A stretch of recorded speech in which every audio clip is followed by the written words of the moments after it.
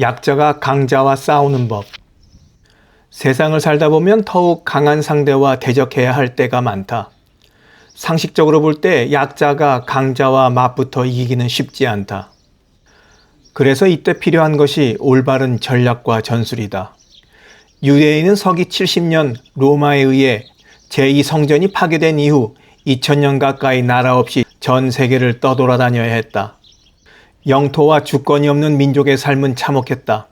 유럽과 북아프리카로 흩어진 유대인은 가정과 민족을 지키면서도 언제 또 지금의 나라에서 쫓겨날지 모르는 불안한 삶을 살았다. 유럽에서는 많은 유대인이 게토라는 지역에 고립되어 가난한 삶을 살아야 했다. 그 지역 문화에 동화되지 않고 자신의 종교와 전통을 고수하며 살았기 때문에 핍박이 심했다. 어느 정도 유대인에게 호의적 태도를 보이는 경우에도 정부 정책이 언제 어떻게 바뀔지 알 수 없었기에 마음을 놓을 수 없었다. 예를 들어 1492년 스페인에서는 알함브라 칙령이 내려져 스페인에 살던 유대인이 대대적으로 추방당했다.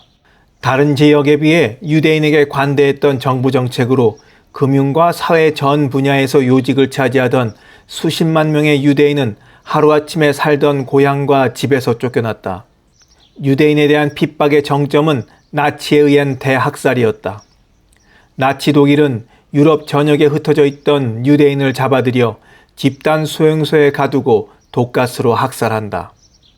이렇게 나라 없이 떠돌아다니는 가운데 거주국의 정부나 국민과의 관계에서 어떻게 처신해야 하는지에 대해 랍비들은 야곱이 그의 형인 에서에게 대응했던 방법에서 배울 수 있다고 말했다.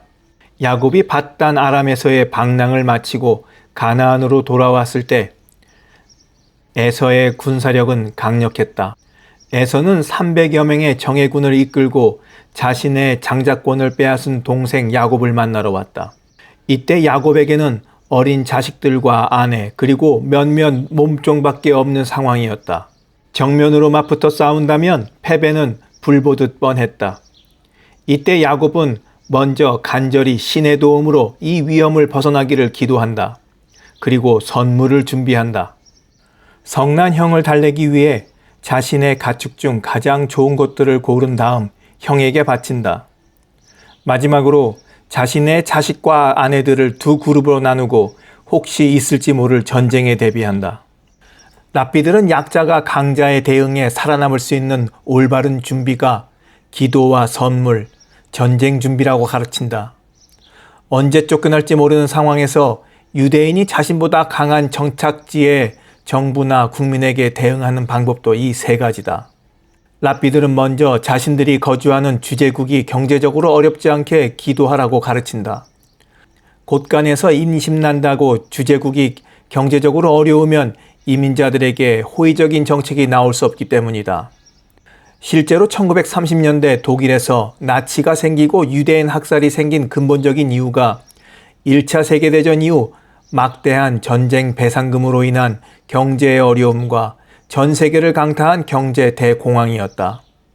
자국의 경제가 어렵고 자국민의 삶이 어려운 상황에서는 누구도 이민자들에게 관대할 수 없다.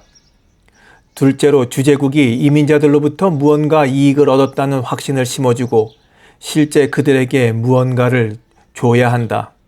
그래야 이민자들에 대한 불이익이나 핍박이 줄어든다. 우리나라도 100만 명에 가까운 외국인 노동자가 이른바 3D 업종에서 일하며 우리 경제에 기여하기에 많은 불법 체류자를 묵인한다. 사회적으로 큰 문제가 되지 않으면 불법 체류자 수를 적정하게 유지하며 현 상태를 유지하려 한다. 무리하게 이민자들을 추방하려 하지 않는다. 불법 체류자를 추방한다면 일손을 구할 수 없는 많은 중소기업이 문을 닫아야 하기 때문이다. 마지막으로 최악의 경우에는 싸울 준비를 해야 한다. 하지만 약자의 입장에서 주재국 정부나 국민들과 싸우기가 쉽진 않다. 정면 승부를 걸기는 힘들고 전략상 후퇴를 해야 한다. 손자병법식으로 말한다면 36개 주의사항을 쓸 수밖에 없다. 즉, 피해를 최소화하며 도망가는 것이다. 앞에서 말한 야곱의 사례에서 야곱이 아내와 아들들을 두 그룹으로 나눈 이유도 야곱이 자신이 싸우는 동안 아내와 아이들은 도망가서 생명을 부지하도록 하기 위함이었다. 이런 탈무드적 원리와 실제 역사의 교훈을 잘 알았기에 유대인은 언제든 도망갈 준비를 했다. 될 수 있으면 부피가 나가지 않고 언제든지 쉽게 정리할 수 있는 재산을 선호했다. 유대인이 금융업이나 보석, 귀금속 업종에 많이 종사했던 이유이기도 하다. 또 보이지 않는 재산인 지혜와 지식을 자식들에게 가르쳐 모든 것을 잃은 가운데서도 다시 시작할 수 있는 방법을 가르쳤다.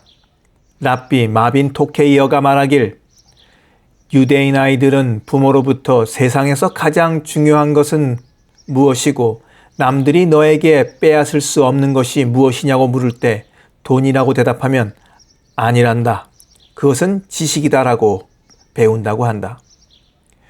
유럽에서 모든 것을 잃고 빈손으로 미국에 온 지 반세기가 되지 않아 미국의 학계, 언론계, 영화계, 경제계에서 큰 영향을 미치는 유대인을 보면 이러한 교육이 지금까지도 온전히 이어짐을 알 수 있다. 좀 더 범위를 좁혀 개인적 차원에서도 이 세 가지 전략은 시사하는 바가 크다.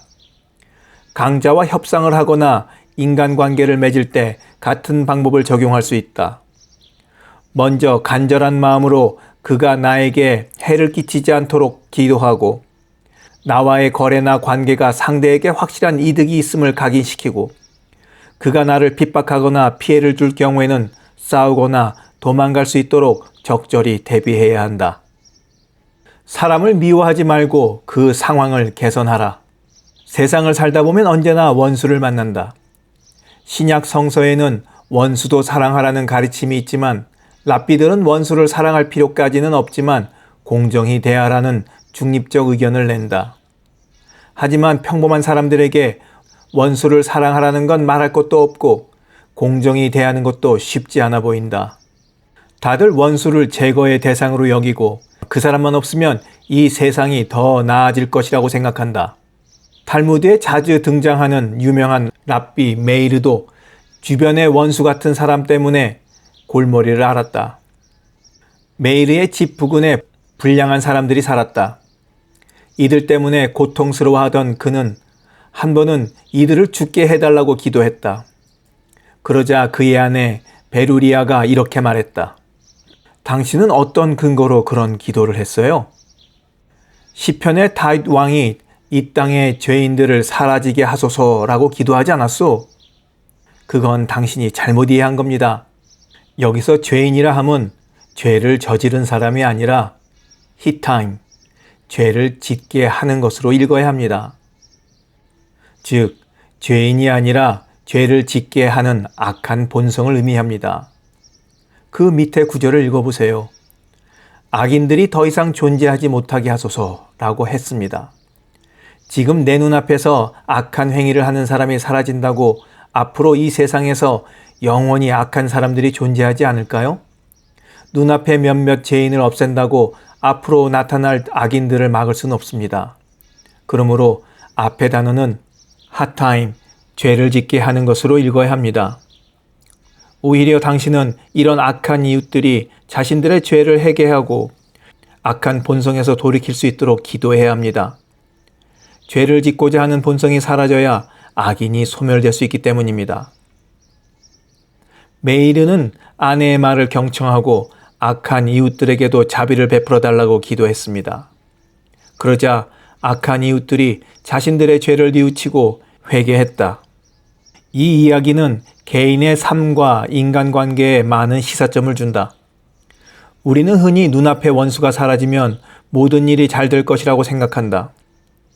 원수 같은 상사나 경쟁자만 없어지면 회사 생활도 편해지고 사업도 잘 될 것 같다. 하지만 원수 같은 상사가 떠났는데 그보다 더 악한 사람이 오기도 하고 눈에 가시 같던 경쟁자가 망했는데 만만한 경쟁자와는 비교도 안 되는 악덕업자가 나타나 시장이 완전히 없어지기도 한다. 그렇기에 어떤 면에서는 눈앞에 보이는 원수를 없애는데 힘을 쓰기보다 그 사람이 원수 같은 행위를 하는 원인을 분석하고 그 원인을 제거하는데 시간과 에너지를 투자할 필요가 있다.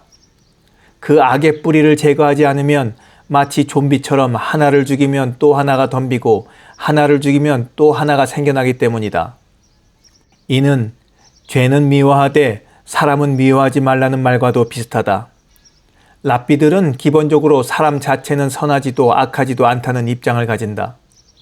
그 사람이 어떤 환경에서 어떤 영향을 받고 최종적으로 어떤 행위를 하는가에 따라 평가받아야 한다. 죄의 판단 기준은 그 사람의 배경이나 죄를 저지르려 한 동기나 생각이 아니다. 행동으로 구체화된 것만 죄로 인정한다. 살인하겠다는 생각을 가진 것으로 살인죄를 지었다고 보진 않는다. 살인이라는 구체적 행동을 하고 그 행동이 증인에게 목격되어야 재판정에서 유죄 판결을 받는다. 이런 관점에서 접근한다면 죄와 사람을 분리해 생각하는 게 가능하다.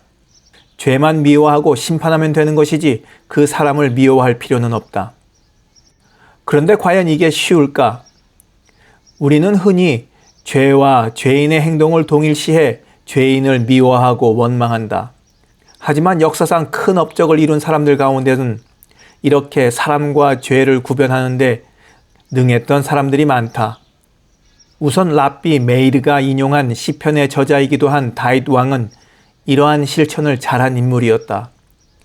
이스라엘 왕국의 초대 왕 사울의 사위이기도 했던 다윗 왕은 여러 전공을 세우고 백성들에게 큰 사랑을 받았다. 그러자 자신의 왕권과 추후 왕위 계승의 위협을 느낀 사울은 다윗을 죽이려 한다. 이렇게 몇십 년을 쫓기던 다윗에게도 사울 왕을 죽일 수 있는 기회가 2번 있었다. 한 번은 그가 숨었던 동굴 속에서 사울 왕이 들어와 노숙하던 때였고, 다른 한 번은 역시 자신을 쫓다가 하룻밤 야영하는 사울의 텐트에 잠입했던 때였다. 하지만 다윗은 눈앞의 원수를 죽이지 않았다. 사울 왕을 죽인다고 자신을 왕으로 인정하지 않는 많은 세력들을 굴복시킬 수 없다고 판단했기 때문이다. 또한 기름 부음을 받아 왕이 된 사울을 죽여 선왕을 살해한 자라는 오명을 얻고 싶지 않았기 때문이다. 그리고 때를 기다려 마침내 사울과 그의 아들들이 블레셋 족과의 전쟁에서 죽은 후 다른 부족들의 추대를 받아 자연스럽게 이스라엘의 2대 왕으로 등극할 수 있었다. 동양에서의 비슷한 예로 야마소카 소아치의 소설 대망에서 자세히 묘사된 도쿠가와 이에야스의 삶을 들 수 있다. 흔히들 그의 리더십을 때를 기다리는 리더십이라고 한다. 눈앞에 강력한 적인 토요토미 히데요시에게 대적하지 않고 억울하게 영지가 바뀌는 수모를 감수하며 당신은 변방이었던 에도로 쫓겨난다.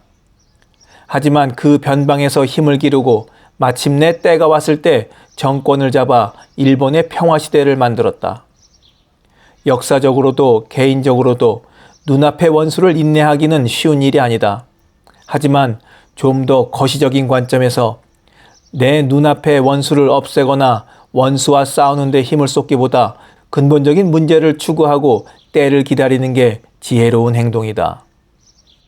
아무리 힘들어도 유머를 잃지 말아라. 러시아가 공산국이던 때의 이야기다. 한 교사가 학생들에게 말했다. 여러분, 오늘은 내가 신이 없다는 것을 증명해 보이겠습니다. 여기 제 손에 연필이 있지요? 2눈으로 분명히 볼 수 있죠. 그러므로 연필은 존재합니다. 그리고 여기에 책상이 있지요. 그러므로 책상이 존재합니다. 그런데 신은 어디 있나요? 신을 본 사람은 손 들어봐요. 아무도 손을 드는 아이들이 없는 것을 보고 교사가 말했다. 보세요, 신은 없습니다. 눈으로 볼 수 없는 것은 존재하는 게 아니에요. 그러자 한 유대인 아이가 말했다. 선생님, 그러면 선생님 뇌는 어디에 있나요? 이 머릿속에 있지. 그런데 우리가 볼 수 없잖아요. 그러니 선생님은 뇌가 없는 분이네요. 이는 유대인 유머의 전형적인 예다. 유대인 유머의 특징은 지적 반전이다. 상대방의 논리적 허점이나 모순을 지적하며 상대방의 논리로 상대를 당황하게 만든다. 말이나 행동의 흉내로 웃기는 슬랩스틱 코미디가 아니라 지적 반전을 통해 재미와 함께 생각의 여운을 남긴다. 간혹 유대인 유머는 그들이 금기로 여기는 대상을 소재로 삼기도 한다. 하루는 한 랍비가 아무에게도 말하지 않고 돼지고기를 먹으려 했다. 그래서 식당에 가 돼지고기 요리를 시켰다. 그때 그의 회당에 출석하는 부부가 랍비가 있는 식당에 들어왔다. 부부는 랍비에게 반갑게 인사를 하고 랍비가 있는 식탁으로 다가와 앉았다. 그때 마침 웨이터가 주문한 요리를 들고 왔다. 랍비가 시킨 요리는 돼지 입에 사과를 문 바베큐였다. 웨이터가 다가와 접시를 내려놓고 요리를 덮은 뚜껑을 열었다. 그러자 랍비가 말했다. 오, 세상에 이런 식당이 다 있나? 나는 구운 사과를 시켰는데 사과를 돼지 입에 물려서 가지고 나올 줄이야. 물론 꾸며낸 유머지만 유대인은 돼지고기를 먹지 않는다는 금기를 유머로 승화시킨 재미있는 예화이다. 사과를 문 돼지를 돼지 입에 담긴 사과로 발상을 전환시켜서 위기를 빠져나가는 유대인식 기지를 보여주는 유머이기도 하다. 그리고 이 금기의 대상은 신도 예외가 아니다. 다음 이야기를 보자. 한 남자가 신과 대화하기 위해 산꼭대기에 올라갔다. 그리고 물었다. 신이시여, 당신께 1만 년은 어떤 시간입니까? 그러자 하늘에서 음성이 들려왔다. 1분과 같으니라. 그러자 남자가 물었다. 그러면 당신께 100만 달러는 어떤 돈입니까? 또다시 하늘에서 음성이 들려왔다. 1센트 같으니라. 그러자 남자가 말했다. 그러면 제게 1센트만 주시겠습니까? 그러자 마지막으로 음성이 들려왔다. 알았느니라. 1분만 기다려라. 신에게는 하루가 1000년 같고 1000년이 하루 같다는 개념을 재미있게 풀어낸 이야기다. 매주 한남동에서 토라나 탈무드를 공부할 때 랍비가 보는 교사용 지도서 첫 도입부에는 반드시 이런 유대인 유머가 하나씩 쓰여 있었다. 수업 때 읽어줄 때도 있고 그냥 넘어갈 때도 있었지만 한바탕 웃고 시작하는 수업은 더욱 집중이 잘 된다. 생리학적으로 사람은 웃을 때 스트레스가 사라진다. 통증을 경감시키는 호르몬인 엔돌핀이 나오고 암세포를 죽이는 T세포가 나온다. T세포는 염증을 없애고 내부 장기를 마사지한다고 한다. 정신적으로나 육체적으로나 웃음이 좋은 줄 알지만 힘들고 어려운 상황 속에서도 웃음과 유머를 지키는 것은 쉬운 일이 아니다. 특히 우리와 같은 진지한 동양 문화권에서는 야, 지금이 웃을 때냐? 라는 말을 많이 듣는다. 하지만 유대인은 수많은 핍박과 유랑 생활 가운데서도 유머를 잃지 않기 위해 노력했다. 언제 쫓겨날지 모르고 학살당할지 모르지만 공부하는 가운데도 이렇게 유머를 섞는 여유가 있었다.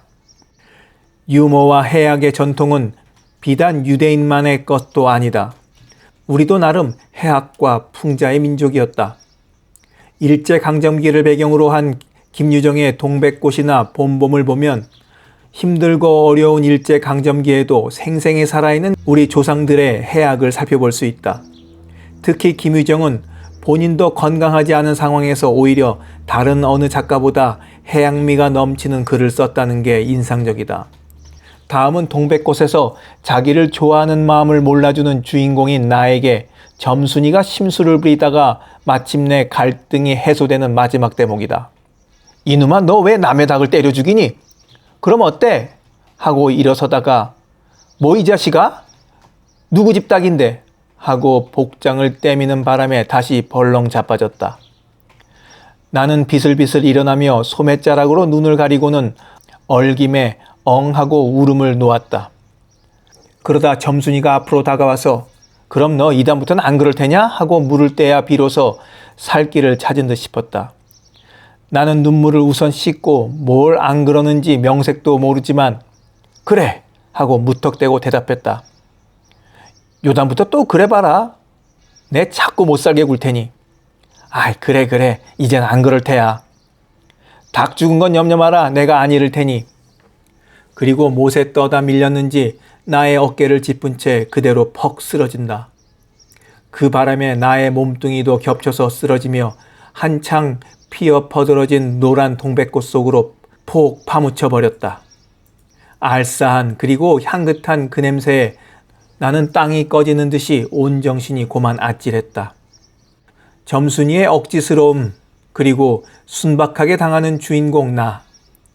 둘의 우스꽝스러운 다툼과 이 둘을 감싸도는 동백꽃 향기가 조화를 이루는 아름다운 작품이다.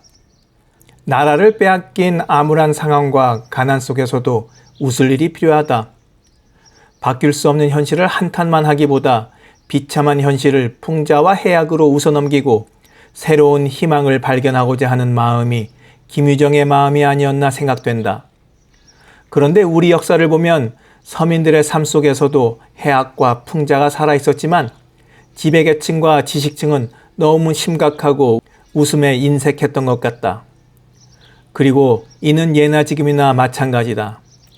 선비와 양반이라 하면 항상 반듯하게 자세를 지키고 헛기침만 하는 모습이 그려진다. 공연히 우스갯소리를 했다가는 무게가 떨어진다고 생각한다.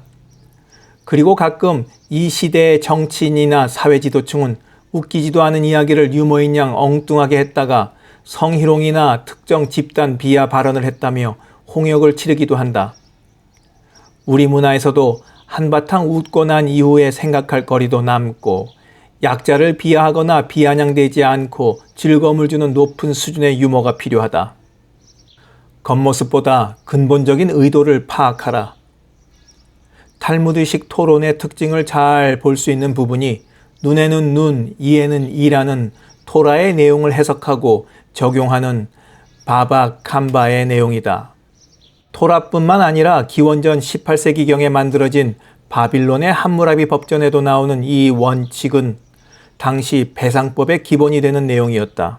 토라에는 그러나 다른 애가 있으면 값되 생명은 생명으로 눈은 눈으로 이는 이로 손은 손으로 발은 발로 된 것은 된 것으로 상하게 한 것은 상함으로 때린 것은 때림으로 갚을지니라고 한다. 함무라비 법전에는 눈에는 눈, 이에는 이, 어떤 사람이 다른 사람의 눈을 멀게 했다면 그 자신의 눈알을 뺄 것이다. 그가 다른 사람의 이를 부러뜨렸다면 그의 이도 부러뜨릴 것이다. 그가 다른 사람의 뼈를 부러뜨렸다면 그의 뼈도 부러뜨릴 것이다. 라고 한다. 그러면 과연 눈에는 눈, 이에는 이라는 말의 의도는 무엇이고 어떻게 적용해야 할까? 첫 번째 해석은 문자 그대로 받아들이는 것이다. 문자 그대로 내 눈을 다치게 했으면 그대로 상대의 눈을 다치게 해야 한다. 함무라비 법전의 내용이 이러한 표면적 적용의 구체적인 예를 들어준다. 눈을 멀게 했으면 눈을 빼고 이나 뼈를 부러뜨렸으면 이와 뼈를 똑같이 부러뜨린다. 두 번째 해석은 좀 더 발전적인 것으로 이 구절을 당한 피해보다 지나치게 보복하는 것을 금지하는 것으로 보는 것이다. 사람들은 흔히 눈만 다쳤는데 눈 이외의 다른 부분도 다치게 한다든지 이나 뼈만 부러졌는데 상대방의 생명을 취하는 등의 과잉 보복을 한다. 그러므로 이 구절은 눈이 상했으면 상대의 눈만 상하게 하고 이가 상했으면 가해자의 이만 상하게 하라는 의미로 볼 수 있다. 하지만 탈무드에서 랍비들은 좀 더 깊이 있는 토론을 한다. 과연 눈을 상하게 한 사람에게 자신이 받은 것과 똑같은 강도로 상대의 눈을 상하게 하는 게 가능하냐고 묻는다. 가령 한 사람이 지나가는 사람에게 돌을 던져 한쪽 눈을 상하게 했다. 눈에 피멍이 들고 나흘 동안 앞을 볼 수 없었지만 다행히 실명이 되진 않았다. 그런데 눈을 다쳐 나흘 동안 일을 하지 못해 나흘치의 품삯을 손해보았고 치료비로 하루 품삯이 들었다. 그러면 피해자는 어떻게 해야 이 가해자에게 똑같은 상해를 입힐 수 있을까? 몇 미터 거리에서 어느 정도의 크기의 돌을 던져야 실명이 되지 않을 정도로 피해를 주고 나흘 동안 일을 못하고 하루 품삯이 치료비로 나오는 상해를 가할 수 있을까? 탈무드에서는 이런 식의 동일보복은 불가능하다고 말한다.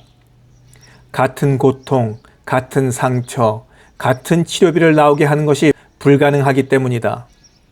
그러므로 이 토라의 내용은 동일보복을 하라는 문자적 의미가 아니라 전후 맥락으로 보아 이 상해의 고통과 정신적 피해를 금전으로 보상해야 한다고 말한다.